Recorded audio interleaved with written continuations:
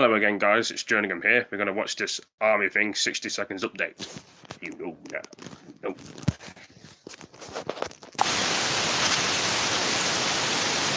Welcome to In Front, your 60-second update from the British Army. From April, the new Soldier Conditioning Review will be introduced. The new fitness diagnostic tool will include a 2K run and pull-ups.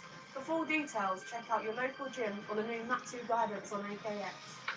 4th Regiment Royal Military Police have taken part in exercise Red Cap Pegasus in readiness for the challenges of airborne operations. They were joined troops from the Parachute Regiment to develop their infantry and patrolling skills. Well done to Sergeant Katie Stuck, Sapper Luke Hudson and Private Rebecca Gold, who picked up Army Apprenticeship Awards this month. Nominations for next year's awards will take place later this year. Service personnel would have received their second part of their bonus pay in this March pay slip. Please contact your chain of command if you've got any questions.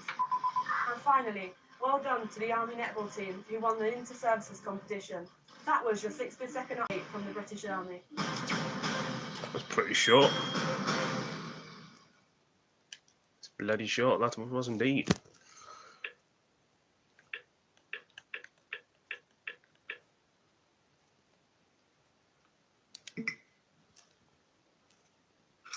Targets up! Stop the edge!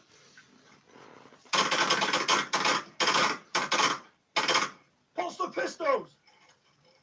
The 2nd Battalion, the Yorkshire Regiment, is right at the start of our pre-deployment training, and my Yorkshire soldiers are setting about the task in a hugely positive, tough, honest and straightforward manner for which they're famed and celebrated. It's a hugely exciting time for the battalion, and there's a real steel and focus to the training, because whilst our role will be to provide a safe and secure environment to enable the training, advising and assistance of our Afghan security partners, we must ensure that we are very confident for any eventuality.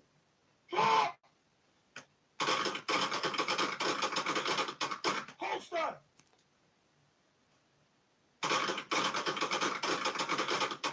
I'm Lance Corporal Cummins, Section 2nd in command.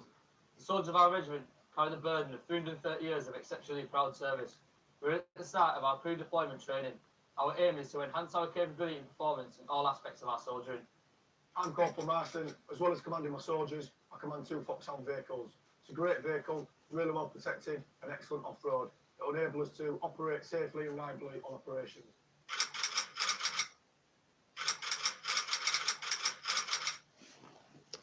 I know that one's an old video, but it was pretty good though. So, yeah.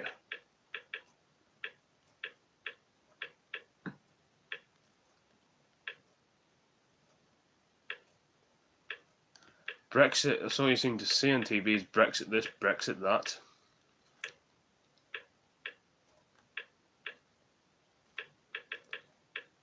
I'll get rid of bloody Brexit on the TV.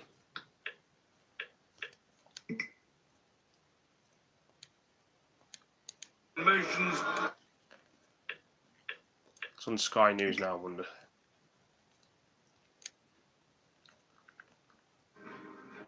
Got a globe. There's a globe again.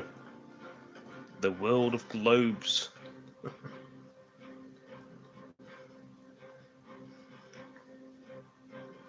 They all seem to be talking about Brexit. We're supposed to be leaving the EU the 29th, which is tomorrow of March. But it's been delayed. Brexit's been delayed. We've been betrayed. People. Some people want to stay in, like the Remainers want to stay in the EU. Like Jeremy Corbyn wants to stay in. But Theresa May went back on a deal and betrayed the country. We wanted to leave, didn't we, the EU? Then they had a march in London with 1 million people asking for a second referendum. We've already done the second referendum. We don't need another one. Wonder what happens tomorrow. Tomorrow's news of Brexit. We always but hope, can't we, guys? And everybody that's watching.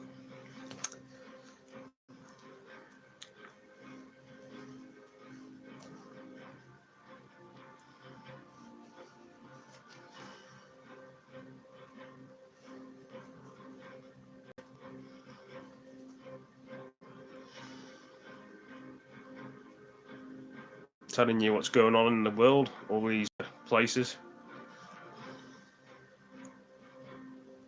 The world is a big place, but there's so many people in the world. If that makes any sense.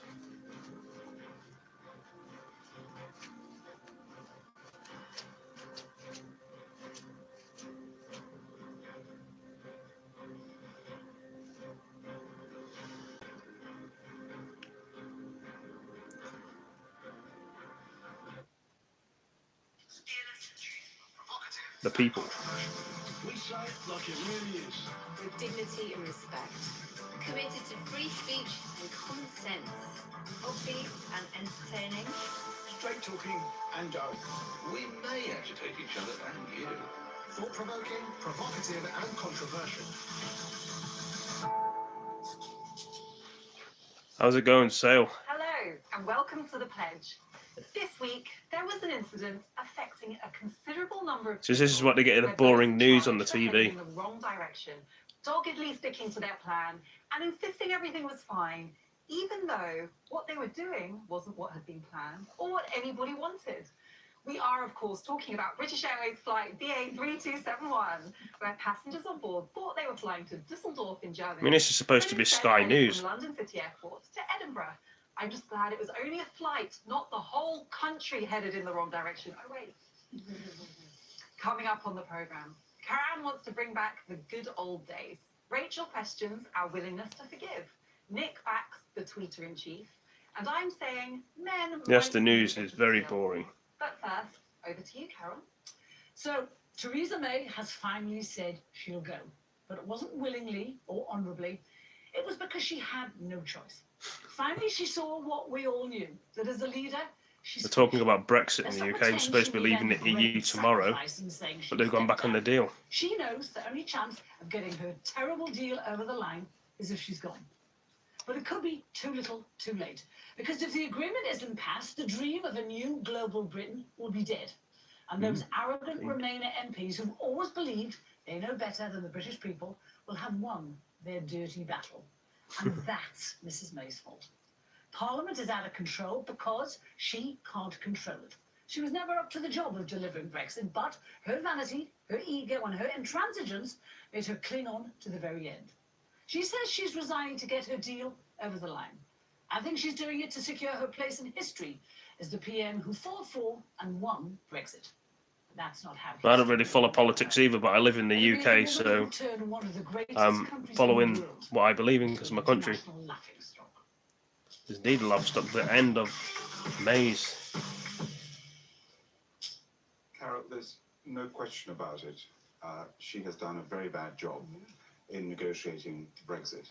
90% of the country now thinks that Parliament has handled this very badly, the government's handled it badly, and actually it's a national humiliation where we are today. In fact, this week we've had Sir Anthony Seldon, a great political historian, say this is the worst constitutional crisis in 300 years. So we're in a very difficult position right now. And I think the crux of it is this, that we had a very narrow decision 3 years ago, a very narrow decision. 17.4 million people voted, which we continue to told about. People forget that we've only had 3 referenda ever on a nationwide basis in this country. And the first of them in 1975, whether to stay in the European community. Do you know what the result was? 17.4 million people voted to remain. But the big difference there was that 17.4 million was 2/3 majority. So it was a conclusive decision. We now have this very narrow decision that has divided our country, and we're now stuck in this position, and you touched on this, 75% of the House of Commons and more than 80% of my members in the House of Lords at the time of the referendum thought the best thing for the country would be to remain. And now we're in this position where they've lost the sense of representative democracy, which has been the heart, the cornerstone of Britain's great democracy that the whole world looks to. And we're caught in this absolute deadlock now. How do we get out of this? But it's even worse than that, I think, because had we had a leader who was strong, who was actually a good leader. You know, leaders are supposed to be able to inspire people. They're supposed to be able to entice people to follow them. They're supposed to be able to persuade people. This woman has none of those qualities. And, you know, she should have gone, you know, she says now she's resigning for the good of the party, the good of the country. If she cared one jot about this country, she would have resigned a year ago. She should have resigned after she lost that election. She should never have called it. She should have resigned after that. She should have also resigned last year in Chequers when it became really clear that no one was going to support this deal. But she has doggedly ploughed on with this. She hasn't listened to people. Karen, you know, you're closer to it than I am. She hasn't listened to people. She has surrounded herself with Remainers. She has sidelined all the Brexit secretaries who were leavers. Well, you see, the thing is, You can say what a bad prime minister she's been, She what is. a hopeless She communicator is. she's been, She was the a fact that she politician. doesn't listen, the fact that she's blinkered and stubborn, all these criticisms about her are probably absolutely valid. But the reality is, more than anything, what is driving this is she is trying to keep the Conservative Party together. The Conservative Party is completely broken, as is the Labour Party, to be fair. But so she's Carol, trying to keep the yeah, but what party is- before country. And What is also, driving this is we have a bunch of no, MPs it's- who have refused to accept the result of the referendum. It's not a question of refusing. They have. The result of the referendum is already 3 years out of date. There are 2.4 million youngsters, 2 of my children, who are 18 years old since that date, who are not allowed to vote, and now they don't have a say in their future. Okay, Never Nick. ends though, Karen, does it? No, that That, is a- means when can my grandson, who's 1, there's not even 1, you know, let's do it again. I mean, No, that's- let's move on. How do we move on from where we are now? That's what interests me, because as you rightly say, she will step aside. We've got a belligerent, and I would have thought most impossible to deal with, DUP, who seem to be holding out. We have someone like Jacob Rees-Mogg, Rightly so, they've got a good argument. yeah, but Jacob Rees-Mogg, who was supposedly he was for it, then he was actually trying to get Mrs May out of office, Hypocrisy. and he was going to vote for it. Now he's not going to vote for it. Rachel, can you define the path forward? I mean, I think it doesn't profit any of us to go back over all Theresa that's what I'm May's saying. mistakes at this point. I think that I need to pick Carol up on one thing, which is I'm not sure it's entirely clear that Theresa May is going to go. And there are some various hard stop staging posts which we face. I mean, there is... Country is in a bit of a mess and a crisis, and then the troops come over from 13 different countries to the UK.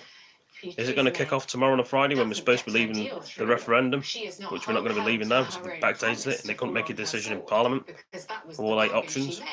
We'll have to see, won't we? With the ERG, with Boris Johnson and Jacob Rees-Mogg. She bought Jacob Rees-Mogg's loyalty for only 6 hours by that promise to resign, which Margaret Beckett said if she was in the ERG, she'd want to see That's that what everybody's written in arguing blood. about on this. Theresa May has a history of going back on her word. Exactly. She has U-turns all the contradicted time, herself all the time. constantly. What So is going crucial is that she is not around for the next stage of negotiation. I She think can't that be is. around for that. I think she can be held to that commitment on phase 2. We have to remember that the withdrawal agreement only. Not everybody covers a very limited portion of our follows relationship politics and stuff. going I forward with the EU. You know, can Ireland, respect that, but I don't the either. citizenship and the money. But I like to know what's going on in my own country. Nothing has been agreed. This Nothing. withdrawal agreement, everyone says get the deal done, get over the line. You get over this line, we are now faced with years of uncertainty because nothing's been agreed. The We're stuck in the bloody EU. security, space, consumer rights, nothing's been agreed. And business is suffering and will continue to suffer. Shall I just remind you, because this is farcical, what we've been through just to get to this stage with the withdrawal agreement. So on the 15th of January, we had Meaningful Votes Episode 1. I'm calling it the Phantom Hope. This saw the government defeated by a majority of 230 against the Prime Minister's deal. Then on the 12th of March, we had Meaningful Votes Episode 2, the return of the vote. This saw the deal defeated. They do by talk about slightly France, less the massive UK, 149 votes. Spain and Greece are part of the EU, but the UK, what I'm from, wants to leave the EU. But the MPs in Parliament don't want that to happen. So that's why they're having a bit of an argument about it. And they should respect the referendum from 2016, but they're not doing that. That's why everyone's getting angry and talking about this subject on here. If people don't understand what's going on about this. You know, I have to say, Carol, I've agreed with most of what you said in terms of just how depressing. The UK is part of France, yeah. I do think your diagnosis is unfair. I don't think that there is another person who could have delivered this in a fundamentally... Brexit France, yeah. The UK is a part of France, the EU, so is Spain, so is Germany. Someone could have done a better job. But the UK want to leave, they're sick of France, the UK But are. it's not because she's a Remainer, and it's not because she surrounded herself by Remainers. I think that a lot of this reflects the impossibility of what was promised. I don't think it's impossible at all. She made lots of By promises. default, we should be the 29th of March. Tomorrow we should be leaving the EU, but we're not going to be leaving. And then the 30th is when the troops go over. March. Stronger, fairer, more united, and more outward looking than ever before. This is Theresa May talking I here. want us to be a secure, That's gone off. prosperous, Screen's gone common off now. country. Why it does that? It pisses me off and the screen decides to go off. Who will There shape you go. the world ahead. I want us to be a truly global Britain, the best friend and neighbour to our European partners, but a country that reaches beyond the borders of Europe too. So that was the promises she made back then. They were unequivocal. Let's just see what she said the other day. And she's admitting defeat. MPs have been unable to agree on a way to implement the UK's withdrawal. As a result, we will now not leave on time with the deal on the 29th of March. This delay is a matter of great personal regret for me. So far, Parliament has done everything possible to avoid making a choice. Motion after motion and amendment after amendment has been tabled without Parliament ever deciding what it wants. All MPs have been willing to say is what they do not want. And that's exactly right, and she just summed it up there. It's Parliament, even this week, these indicative votes, all it indicated was that Parliament still doesn't know what it wants. But that shows the complexity of the problem. No, it doesn't. What it means is a group of Remainer MPs will not accept the result of the referendum and are doing everything they can to thwart it. If we had all... No, this is not Parliament, what I'm watching now. This is something, they're talking about Parliament. This is the news channel. So I'm not watching Parliament live now. Parliament's a different subject. These people are talking about Parliament, what's going on with Parliament. To sabotage the process. It is the ERG who have been absolutely opposed, and the DUP. What, the ERG are trying to and the sabotage? DUP. Let's just have a look. Valid reasons within their ideology. What do people actually think about this? Exactly. There's a Sky poll we should have a look at just now, and that says, is Theresa May on your side regarding Brexit? And 51% of people say no. Now, just think, that means either people don't want Brexit, Can I and speak she's not on side, or they want to deliver Brexit and she can't deliver it. Look, the country, all of us, all Commons, is understandably utterly fed up to the back teeth of the whole subject. Should just leave with no deal. Do a bit That's more what the country justice needs to do. To Theresa May Respect the than you referendum. did. I think that, she has struggled to come up with a deal which still is on the table that both honoured the result of the referendum. But the MPs keep holding it back. We will leave the EU. That's all you need to know. The fact that the Irish backstop means that we can't be global Britain for an undetermined period of time and that we're tied to be a rule taker is the price you have to pay for getting what you want. Now, as I see it, just in the next couple of weeks, I still think that she is going to drive the Commons to vote for her deal because I don't think we can have no deal. The Commons has said we can't. It could be legally impossible. But Karen, what's your see? I think it's her deal or no deal. So no deal is definitely no deal is off the table. off the So we're table. left with her deal. So we're at deadlock that has to be resolved. Now we're talking about global Britain. I think we can move on to what I want to talk about. It links very well. The British Empire was once the largest in the world. The city of London unrivaled for economic prowess, and we exported more than anyone else. But all this has been in steady decline since the loss of the empire 7 decades ago. Our tiny country has tried to hold on to being a global power. We're still respected around the world with a seat at the top table, including on the UN Security Council. But we could be so much more. Earlier this month, 53 countries came together for Commonwealth Day. I wonder how many of you even knew about the celebrations taking place. These countries combined make up less than Breaking 10% news. of Britain's trade. Metropolitan Police, a man who was stabbed in central London has died in At the hospital. heart of this That's in the fantastic background. institution, it is sad the UK is increasingly marginalised. That's what's underneath the bottom I'm talking about as well. Brexit steals the limelight. The world is looking at us and saying, what is happening Governing. to this great country? Why are you doing this to yourselves? This is all so unnecessary. Britain is a country the world has always respected. Let's not risk losing our position even further. Ruling Britain. The people. Karen, do you know what the director of the Institute for Commonwealth Studies calls the Commonwealth? An irrelevant institution wallowing in imperial amnesia. That's the director of the Institute for Commonwealth Studies, not my quote, although I think it's quite accurate. Interesting. I agree with your sentiment, which is I think every nation wants to increase its standing in the world and be as relevant as possible. And it's been very painful for Britain and many British people that Britain has been in long-term structural decline. And I completely understand why there is this sentiment of wanting to get back that position. But the reality is we do no longer have an empire. And the Commonwealth is not a substitute for the empire, and I worry that people see it that way. And in some ways, it has served Britain in that way. Look at what the Commonwealth does for Britain. It promotes liberalised, extractor-friendly regimes around the world. It creates a system of corporate tax havens in other Commonwealth countries that allow British companies not to pay tax in many other Commonwealth countries. You know, you portray it as a kind of membership-friendly nations all equal. In which case, why is it that only one African or Asian Commonwealth nation is benefiting from the new post-Brexit immigration rules? Why have we been deporting Commonwealth citizens to countries when they're British, when their countries don't want them? There are so many things about the Commonwealth that reveal that it's not this friendly, happy club that we like to see it as. And the reason we reinforce that narrative is just to make ourselves feel better in Britain about the fact that the world has irreparably, and I think, beneficially changed. We don't live in an imperial reality anymore. We know what's talking about imperial reality. That's all in the past. If you look at the Commonwealth Charter, at the essence, we just have a look at it. The essence of it is it's a force for good.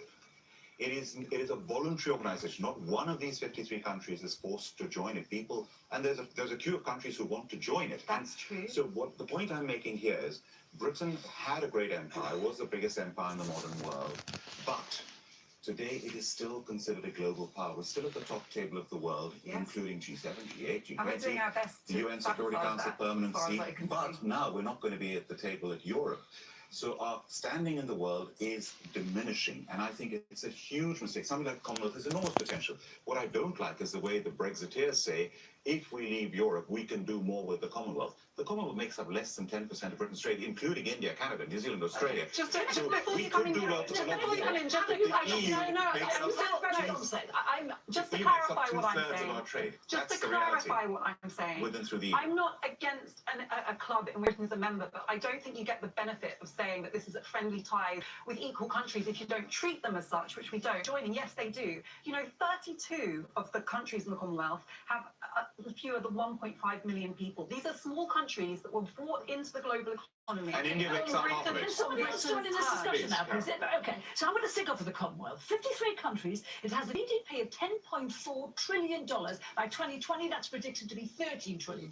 It has a diversity of markets that the EU can only dream I don't know of. what's doing that. In the past 5 or 6 years, it has increased its GDP by 5%, whereas the EU has increased it over 20 years by 0.3%, which is nothing. But also, what I want to talk to you about the EU, being part of the EU isn't a strategy to be an independent player on the world stage. It's a substitute for a strategy. It's letting others define our goals and aims. We were on the world stage long before we joined the EU. We'll be on it long after. We're still the 5th largest economy in the world. Our economies are way more prosperous than Germany and currently Italy and France. So you're running things that which simply aren't true. That's your perception of what's happening. The reality is different. Well, the reality is, Carol, that in 1922, we controlled the British Empire, I use the royal we, 458 million. Newsflash. No, the bloody battery's going to go on my phone. The job of the Plug the wire in. Commonwealth Office, where I once worked, we were told that we were trying to punch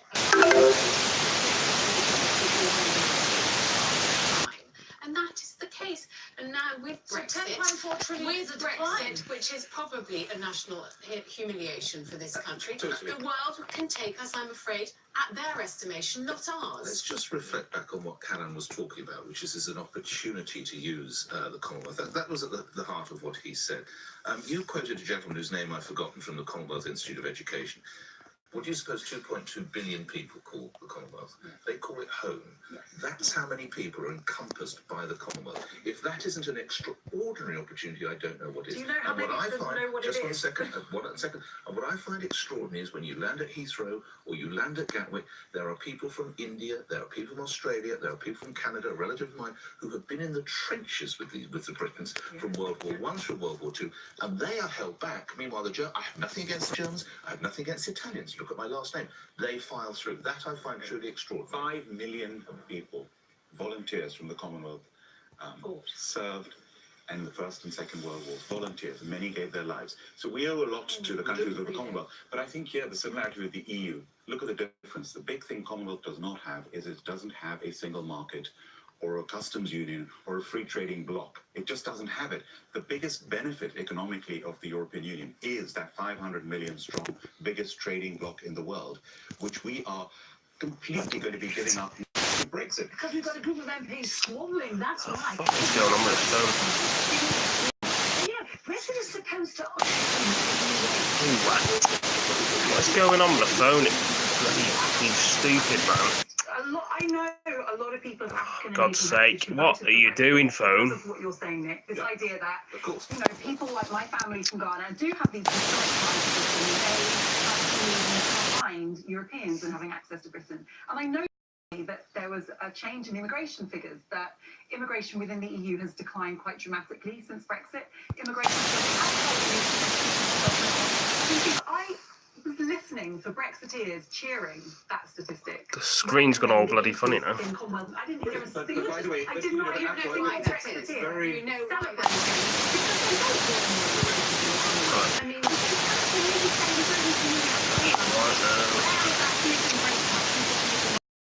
What, do I make the screen big again? People like you insinuating that the reason people want Brexit is because they're thick, racist people. Yep. Well, they don't want to cut It's immigration. not. Can I just say, there's a very important Did I say change that? that's You said happening. they don't want There's to- I asked you a question, you haven't answered it. You haven't There's a answered big change in 3 years in this point. You brought up an important point.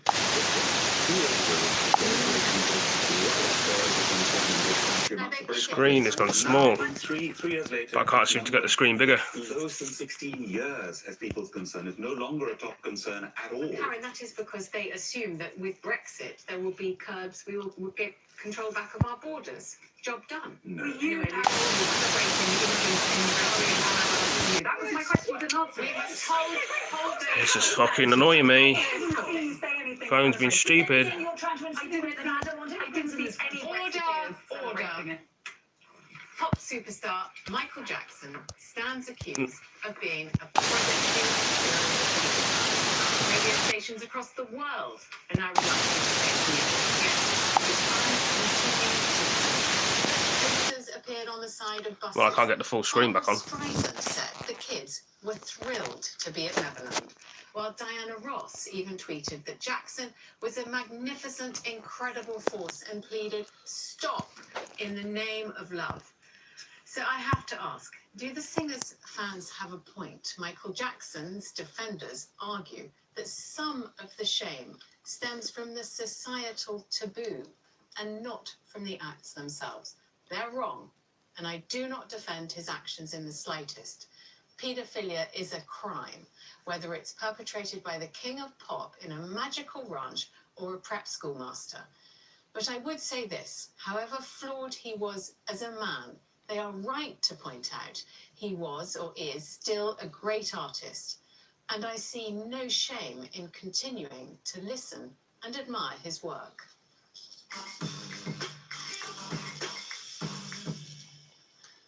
I'm almost going to argue against myself because I always think that people could only be convicted if they've had a trial, and he's never actually been convicted of any of these charges. However, Rachel, I can never listen to his music in the same way again. I don't believe in censoring. I really don't. I'm not going to. And there are so many musicians, artists, authors down the years who've had very. Do you agree that his body of work stands as a body of work, such as, you know, Wagner was an anti-Semite? No, I can't. Can you listen to Wagner? I can't do that. And for those viewers who are not up to speed, much of this focuses on a documentary which was called Leaving Neverland. And let's see something from that.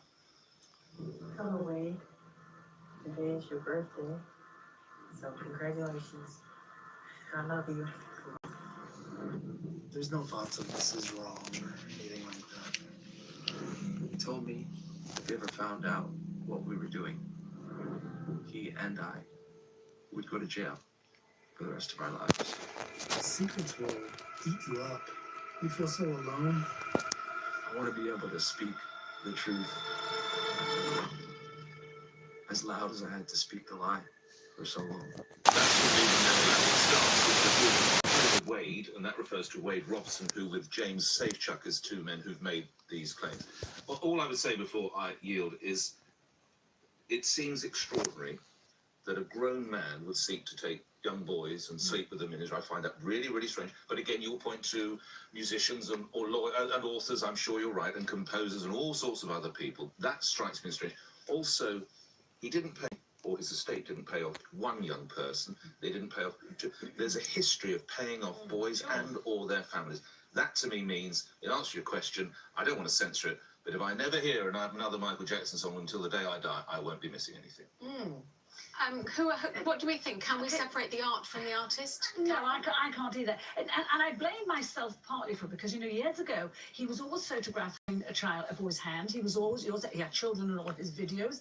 Why didn't we get it back then? Maybe it was because we thought he couldn't be so blatant and be abusing children in plain sight of the world. And also, there was part of me thought, well, you know, the parents wouldn't leave their kids with him if that's what was happening. But I think we all have to take a little bit of blame for this because, you know, because he wasn't pursued in the way he should have done. He should have been pursued. He paid off for some people, as you know. He did go to court over one case. But, you know, the world watched him do this in the same way we watched Jimmy Savile. The rumours were there. He's America's Jimmy Savile. And one of the comments from the kids, I think was Wade Robson, he said, MJ was the kindest, most loving person I ever knew, but he was abusing me for 7 years. And you see what happened to these kids with that. It's tragic. And for someone like Barbra Streisand, who I adored, I mean, really, for her to say stuff like... Actually, can I just tell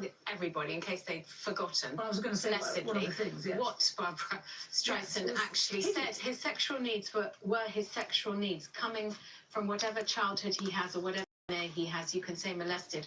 But those children, they were thrilled to be there. They both married and they both have children, so it didn't kill them. But she did later recant and said, to be clear, there is no situation or circumstance where it's okay for the innocence of children to be taken advantage of by anyone. I am profoundly sorry for any pain or misunderstanding I caused by not choosing my words more carefully about Michael Jackson. Afua, do you think Carol has a point in saying that, on one level, we all knew for decades that Michael Jackson was abusive, but we all continued to listen to his songs, to download them? Spotify still records 22 million users a month are listening to Michael Jackson's tracks. I find this a really difficult topic. Those comments from Barbra Streisand made me feel sick. You should never seek to justify child abuse, and I'm not ambivalent about that. I don't think, I'm not comfortable with any of these tweets saying, well, there's no evidence that these men are telling the truth. You know, people who are victims of historic sex abuse struggle to prove it through tangible evidence. They should always be taken seriously. So I feel that very strongly. I grew up with Michael Jackson. Some of my first words were Michael Jackson lyrics. As a 2-year-old, I was obsessed with him. My whole childhood was defined by Michael Jackson. He's the soundtrack to my childhood, and it's very, very painful for me to hear this about him. And, you know, I mean, when I saw him with children, I was a child and wanted to be in Neverland. You know, that was my dream, to be like those boys at the time. I was the same age as them. So it's really difficult for me. And I think, you know, the lawyer in me says he has not been convicted of an offence. We have a presumption of innocence for a reason. That's not dismissing or belittling the claims of the abusers, but I'm uncomfortable with this kind of summary judgment that he's cancelled when he's not being convicted. On the other hand... But you're talking about your emotional reaction. Now Okay, so you and Nick agree that he hasn't been convicted, but even though he's paid tens of millions of pounds to these children and to their families.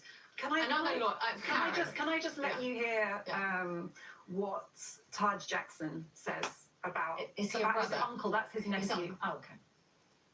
I was, you know, in that environment. I was a kid as well, but, you know, it's hard for me to say a grown man, and, you know, my uncle was a child at heart, you know, but he didn't have a normal childhood.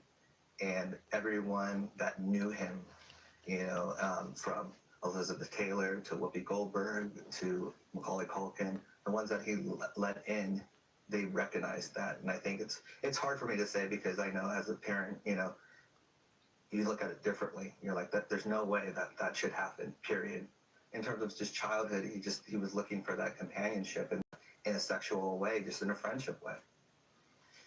Just before you come in, Karen, I think it's healthy to have this conversation, not just about him, but about other artists. I mean, look at Eric Gill. His sculpture is on the front of the BBC. We use his fonts on a daily basis. He was abusing his daughters while he made art about them. There are lots of people whose work we admire who are very problematic. I don't think that we should exonerate them. I don't think we should silence It sounds like you're the justifying accusations. it, No, I'm though. not justifying. I haven't said anything to justify it, Carol.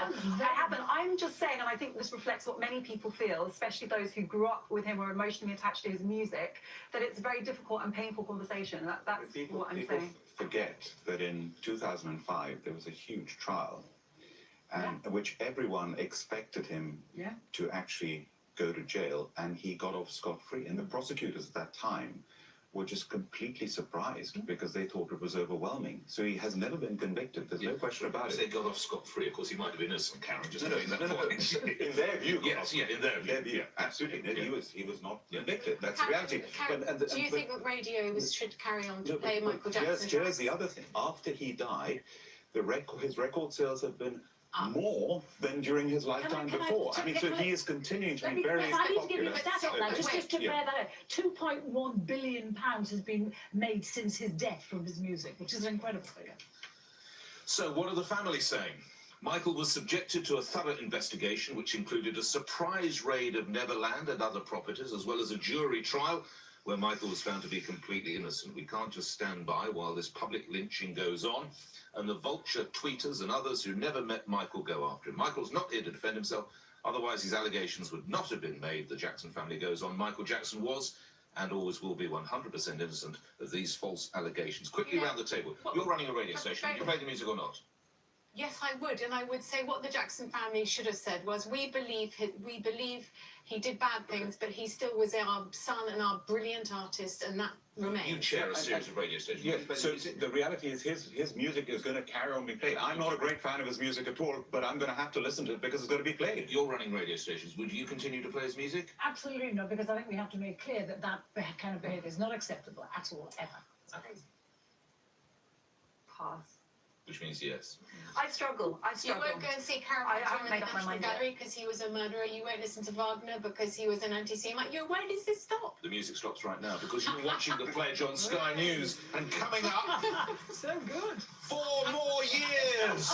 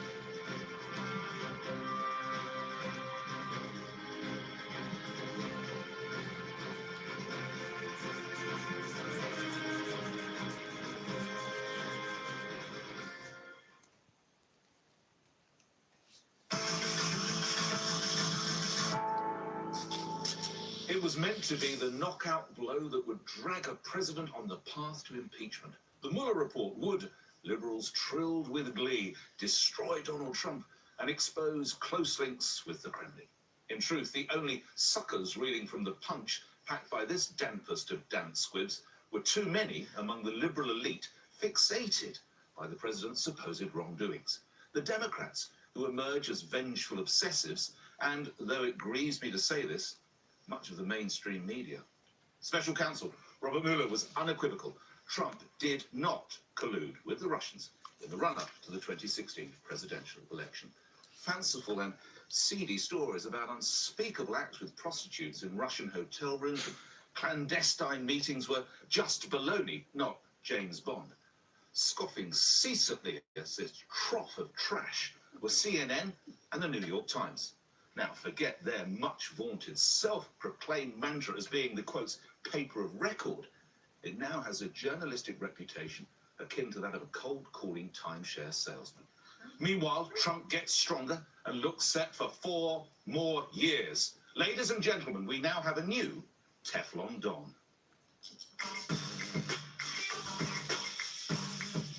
Dear, curb your enthusiasm. Really. Nice luck. Listen, I mean, we haven't seen the entire report. Don't forget, we have seen a summary handed over to somebody who works for Attorney Donald General. Trump, Yeah. Mr. Barr. And, you know, yes, Mueller, whose word we have to take, has agreed that the president is totally exonerated of collusion. There is evidence that the Russians participated and meddled in the US election. But yes, Not involving Trump, just but to my stress. point is this. Yeah, go Yes, ahead. I mean, this has been an absolute gift to Trump. But the fact that Trump wasn't a Russian asset doesn't mean that Trump is an Just let asset it go, to Ray. anyone. Just let it Trump is not an asset to anyone. He is a liability and he is a yeah, I mean, I could go on, but I I'm going want to the go to others these to two first join because in. I sense you're on my page. So they groaned with equal measure. So purely on yours, you're on my right. You will be in a moment, Karen. Why were you groaning Well, so I have much? to say, Nick, I expect more from you as a journalist. And Tell me why. because the role of the media is not to anticipate what an investigation will find and report it accordingly. The role of the media is to follow leads, to look, to dig, to uncover things. They, you know, and I won't for a minute say that they weren't expecting a different outcome, but I don't think the fact that they anticipated a different outcome means they shouldn't have asked the questions they were asking. Let me share some headlines with you before I bring Karan in. Here we go. Trump says he joked about wanting Russian help in 2016. The facts tell a different story. CNN. Trump's corruption keeps getting more obvious. The Washington Post. Trump dodges question on Fox News if he's a Russian asset. The Daily Beast. Trump is compromised by Russia. The New York Times. Quick one from you, Afua. I question As a the fellow journalist. word that you're all using, exoneration. I question. No, and I'm not undermining No, but Mueller, the batteries- but the point is that Yeah. he said there was no evidence of Most collusion. men He chill didn't up. say- Phones and die. And it's just Let me read Very the quote. brief, because I He wanna said get Donald Trump did not collude with the Russians. He is innocent of the central charge. It couldn't be clearer. With all this, there's no smoke without fire, and there are 30 indictments, 7 actual convictions, all with people around Trump, and lots of evidence of meetings between his team and Russians. Okay, so Mueller has said, I can't take this any further, but people can make their own judgment that you know, how can you have so many people around you that are indicted, that are convicted, and then you say, well, actually, I had nothing to do with it. Trump gets away with everything. Trump It's gets quite away with it. amazing how he gets away And with I it. think It's remarkable how he does. And other He people gets just away wouldn't. because I'm bringing you in next, Carol. One line because I want you to hold because it's going to be a belter when I come to you, Carol. Right after Rachel. Quickly. Well, I want to stick up for our shared profession, which is the press, and the New York Times is sticking up for itself, and they are absolutely standing by their investigations. As Afua says, there is found no evidence. Doesn't mean to say they were wrong to look. And Dean Baquet, executive editor of the New York Times, says, I'm comfortable with our coverage. It is never our job to determine illegality, but to expose the actions of people in power. And that's what we and others have done and will continue to do. We and others wrote extensively about Russia's attempt to influence the election, both through hacking and direct approaches by Russians to people around candidate Trump.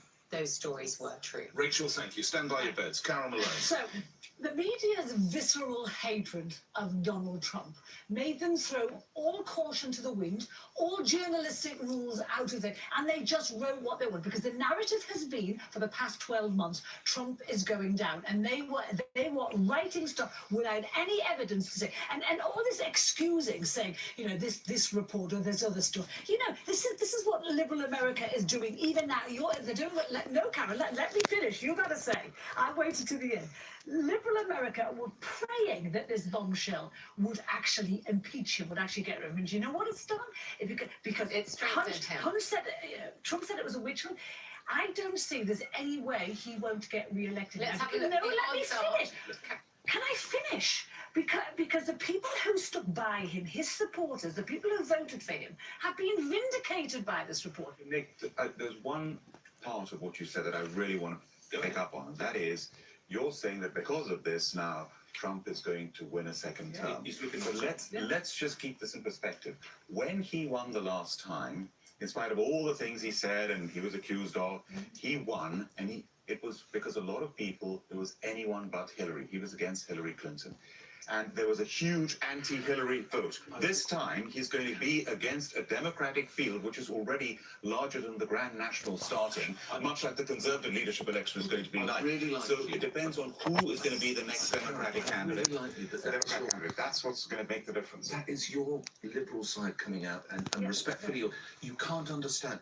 He could only have won because he cheated with Russia. He could only have won because he had spies. He could only have won because it was only one. Perhaps he won because Americans wanted him to win. They've also seen the reality now. Can we also look at at what the he's trade done? wars. Look at all the negatives. Trade wars are negative. Yes. Can we also look at what he's done for the people who elected him? He's created 4 million jobs in America, 400,000 jobs in manufacturing.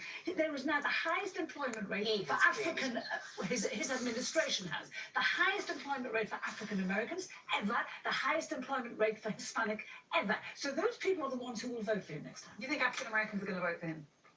Well, I haven't yet to see a poll that's highest employment rate the ever. rhetoric and the narrative he stands for is one that many perceive to be racist and problematic. I think this is so ironic. Trump has spent the last 2 years discrediting the Mueller investigation, saying that it's a witch hunt, it has no legitimacy, it has no authority, and now suddenly it's the basis for his whole brand. Democrats built it up. They're the authors of their misfortune. I want you to hear what CNN says. Full disclosure, I do a show on CNN, and we often do spend a lot of time talking about this investigation, which, by the way, found that there were attempts by Russia to influence the election. And I don't think you can separate out these different areas of reporting. Journalists went for the story. Some things have been stood up, some things haven't. This is what Jeff Zucker, the president of CNN, says. I am entirely comfortable with how the network covered the Mueller investigation over the last 2 years. We are not investigators, we are journalists. And our role is to report the facts as we know them, which is exactly what we did. A sitting president's own Justice Department investigated his campaign for collusion with a hostile nation. That's not enormous because the media says so. That's enormous because it's unprecedented. And that stands. And I think none of this should take away from the fact that this has been and continues to be a very serious area of Trump concern. says he joked about wanting Russian help in 2016. The facts tell a different story. A CNN headline. Come on, Afwan. Yeah. Coming up, I'm asking, mirror, mirror on the wall, who's the vainest of them all?